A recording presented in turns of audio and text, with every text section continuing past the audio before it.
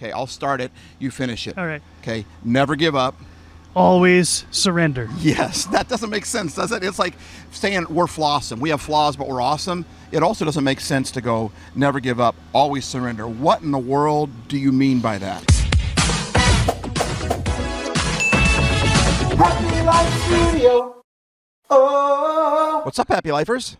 Thanks for joining us today. I am so happy that you did. I am here with Joe from our brother studio, MoJoe Studios, down in Orange County. And I'm just down here in Southern California, and I called you up and said, hey, do you mind if we do a podcast together? And you said, I'd love to. Of course. And where are we at right here? So here we are. We are in the middle of the Arboretum on the campus of Cal State Fullerton in Fullerton, California. And right across from where you work just a couple blocks from here. So you often come here for lunches or to take a your lunch break or whatever. You come around here to just get a little bit of. I mean, it's a beautiful place, as you can see. Absolutely, yeah. There's ridiculous amounts of foliage and flora and fauna and whatever other F words I can't use on video.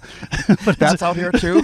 Yeah, but it's a beautiful place to get away from the routine and get connected with the God of creation. Yeah, because your workplace, you work at a college campus, not Cal State Fullerton, but right across the street. So it's always buzzing, has all sorts of. So the dichotomy, if that's the right word here, to be that and just a few blocks away from right here, you would know that there's a baseball diamond just on the other side of this tree, and there's a college just wrapped around this place. But it's just so cool to have all that and yet this peace and this quiet right here.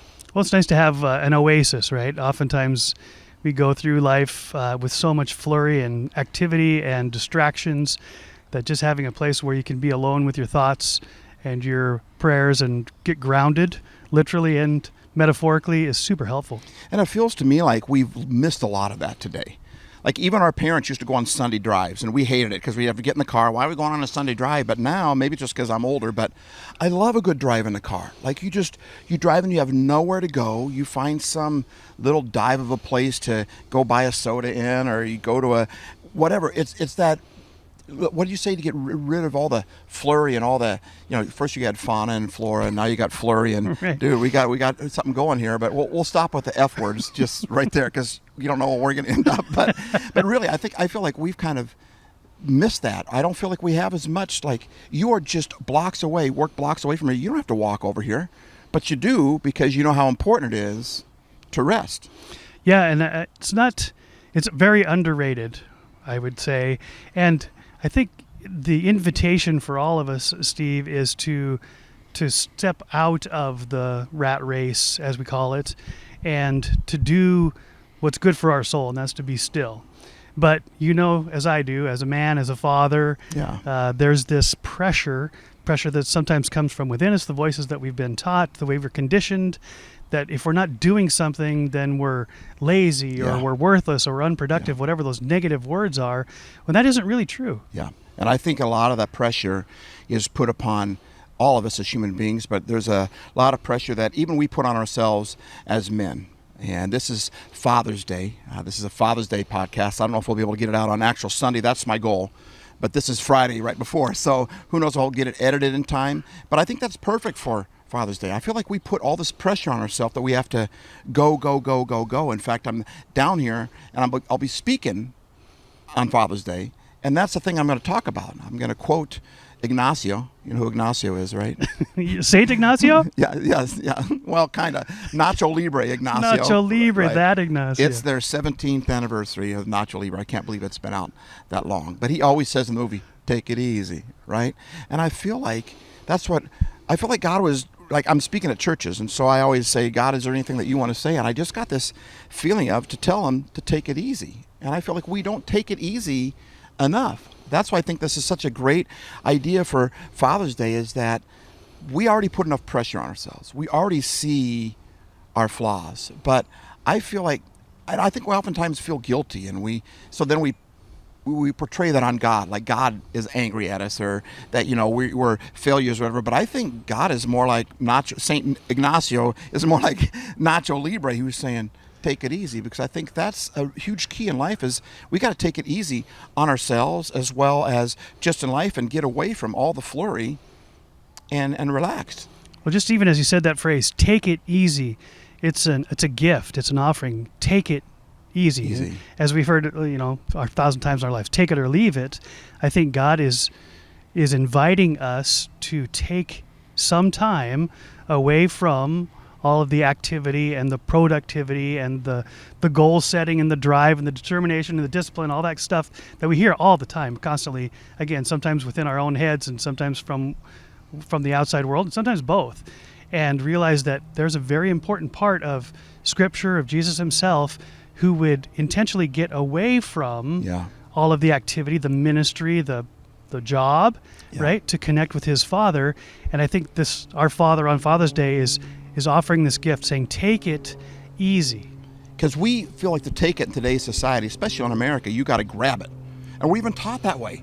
Grab it. Are you kicking butt today? That's a nice way to say it, right? They're always taking names and, all this stuff. It's all hard. Like, go grab it. Go get it for yourself. Dream your dream. And there's nothing wrong with, right, that I don't know if I call it aggressive, but that going after it. But there's something about taking it easy. We don't have to make life as hard as we do. When we slow down, I think that's when we realize that's when we start to take it easy, and life becomes more easy. One thing I'm going to say this weekend is, take it easy, take God seriously, but take yourself seriously, and nothing comes easy. Wow, say that again. It's so good. Take it easy, take God seriously, but take yourself seriously, and nothing comes easy. And Dad, sometimes I feel like we just put so much pressure on ourselves to be bigger, better, stronger, faster. And truth, you came up with a word a while back called FLAWsome. Can you talk about that a second? Yeah, well, it dawned on me that so much of my life I have been striving for perfection. And by not seeing perfection in my life, not being perfect, there's all this judgment that goes with that, and regret and remorse and shame and despair, all those things, when I realized the Bible's very clear that we've all sinned, right?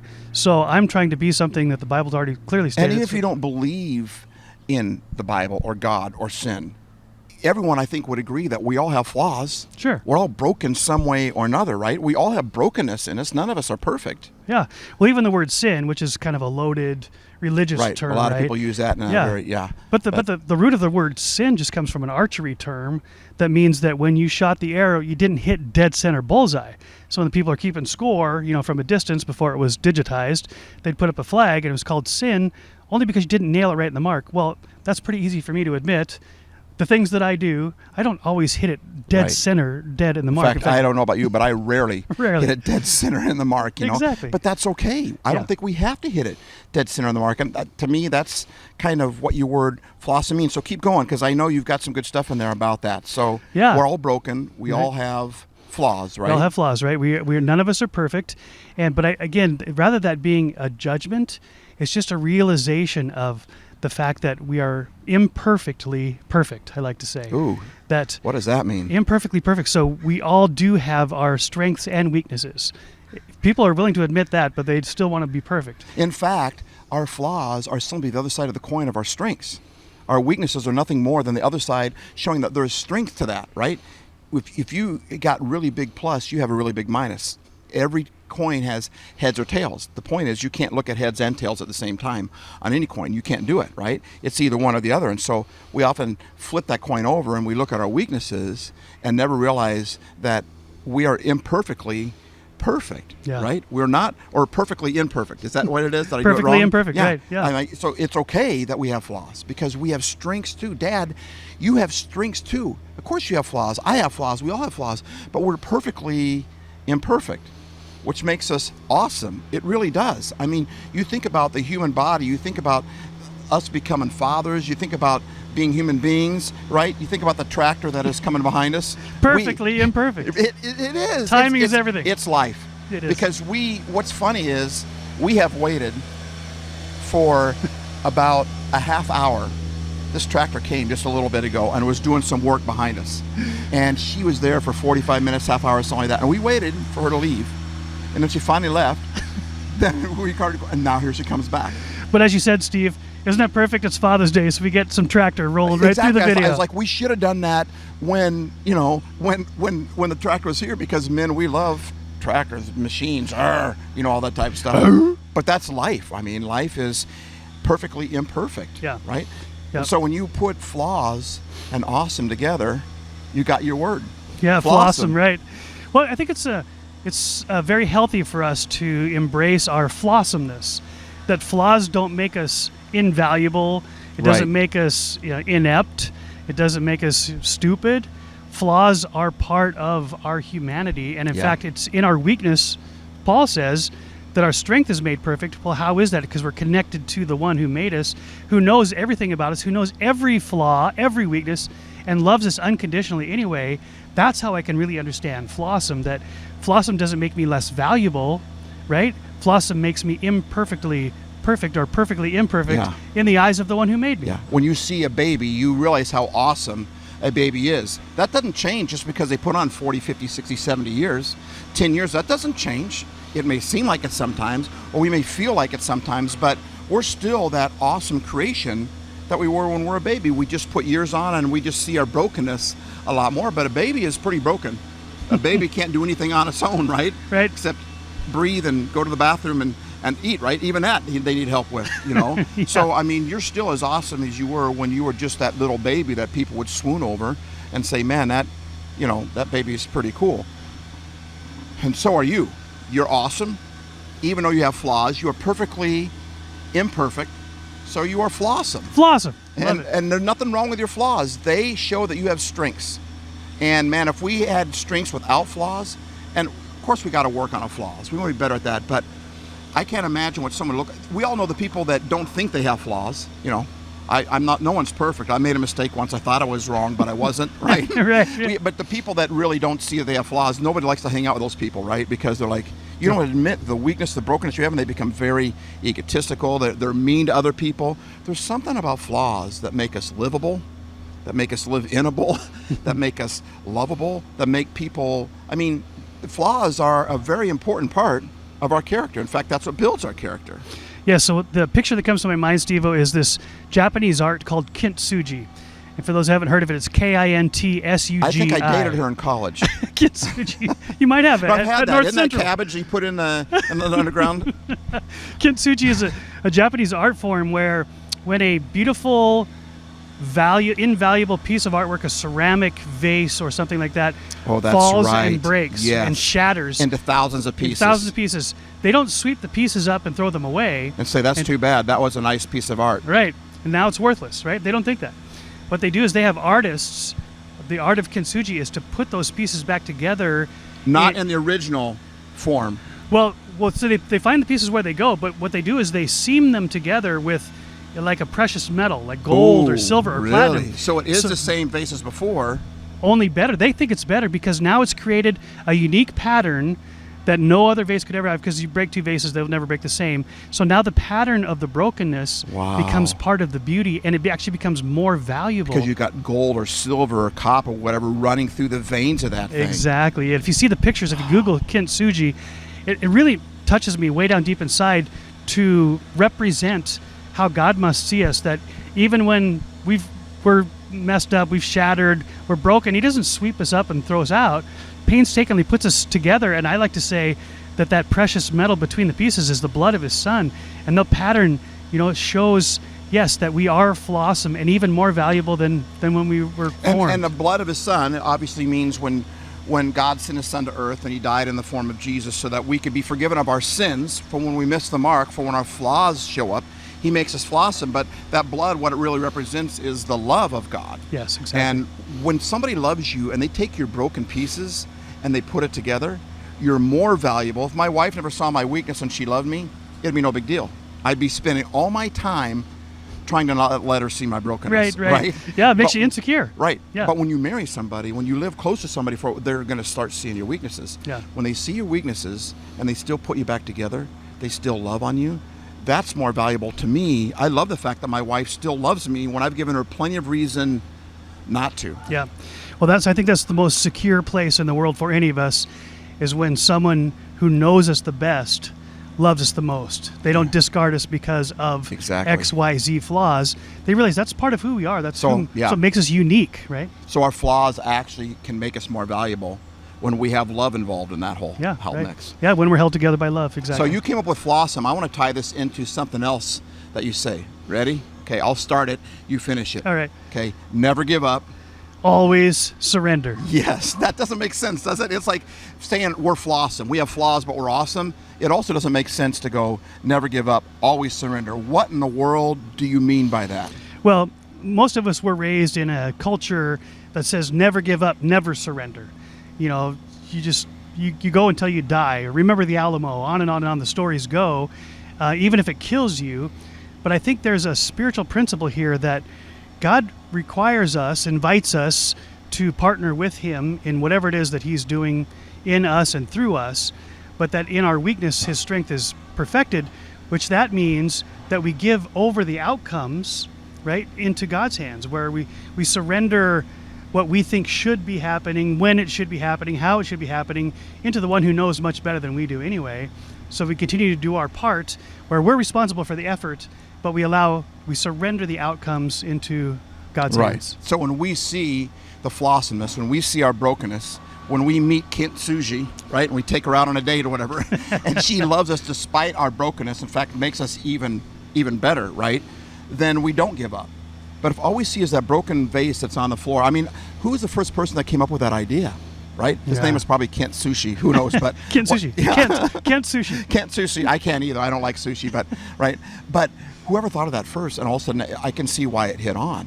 But when you look at your life, the older I get, the more brokenness I see in me, and you know, your kids start getting older, and you start, you know, they struggle, and you start seeing all the ways that, you know, you failed them, or you just feel like you just, you know, you drop the ball, you drop the vase. Yes. You know, right.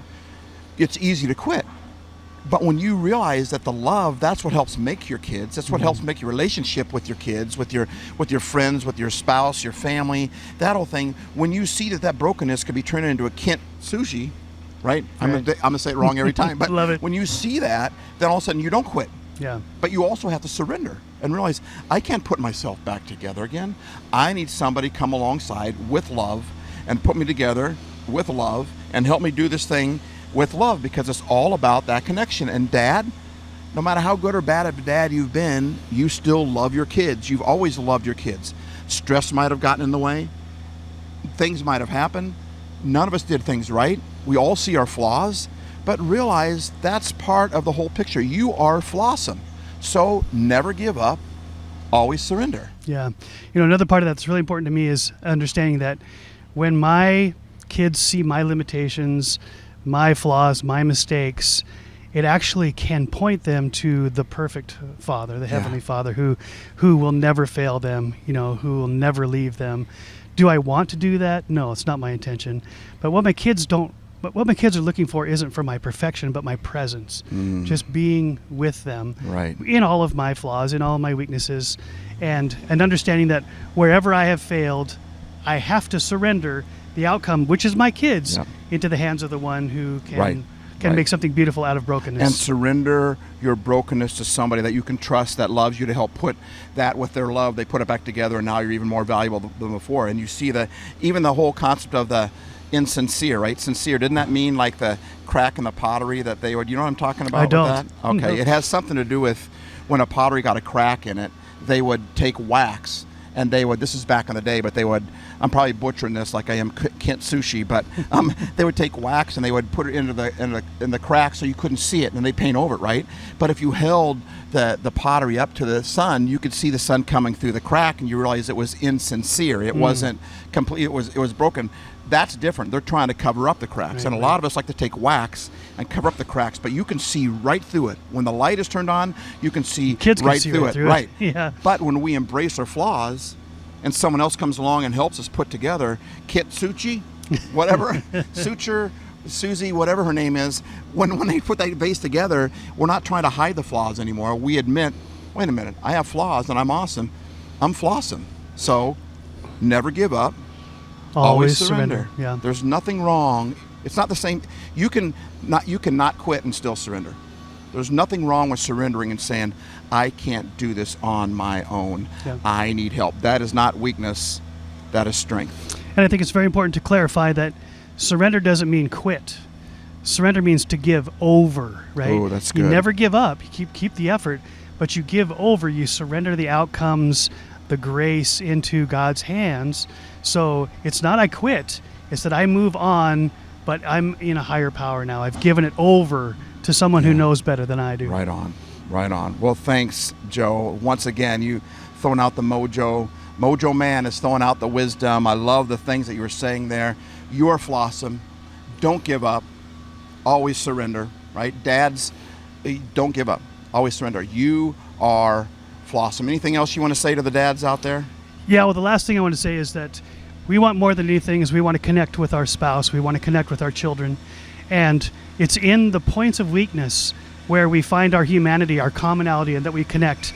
So that kintsugi metaphor even works to show that in the cracks, in the flaws, that's where we understand each other. That's where we connect. And one of my friend Pete said, and just think of this, if one of the pieces is missing, or several still are, you put the light inside that vase, that's where the light shines through, and so people can see the light. Right. So even Right. in our flaws, with the pieces missing, we're a work in progress, until we're in God's presence. It's always going to be that way. But even where the pieces are missing, we can shine the light of God's grace and Yep. love right Yep. through those holes so others can see Yep. Him as well. In fact, Joe and I kind of have this little competition thing going. We can never end. Someone always has to have the last word, because one of us will say something and it'll always spark something else. But I started to think of something else when you were saying that. What if this vase, this vessel that we're talking about, really is us and our kids and our spouse and those that are around us? So you have all these individual vessels that just sitting there. You got your children, you've got your spouse, your partner, you've got your friends, your workplace, or whatever, right? Those that are close to you, we're all vessels. How do they come together? You can't just super glue them or tie them around to make them one vessel. They all have to break. Duct tape. Duct tape, yeah, exactly. But when we all break, right? That's a podcast right there. Duct tape. It's man, right? But seriously, when my vessel breaks, but then my kid's vessel breaks, and we've always been there when our kids, when their vessel broke, and we'd help them put it together.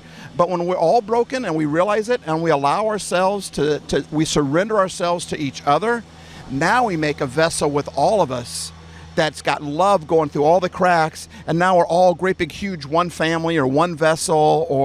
What a beautiful concept, where I was just my own man there for a while. I was just my own vessel. I was and then I got broken. I'm like, whatever happened here? But then the people around me, my children, my wife, your spouse, whatever, when they break, God puts together this vessel that's even more beautiful than before, with all of our broken pieces. And I think when we embrace our flaws and we surrender them to the love of other people, and through trust and to God, and boy, what a beautiful thing that does. So you are flawsome, and that's nothing wrong with that. You are flawsome. So are you, Joe. As you. Happy Father's Day. Happy Father's Day.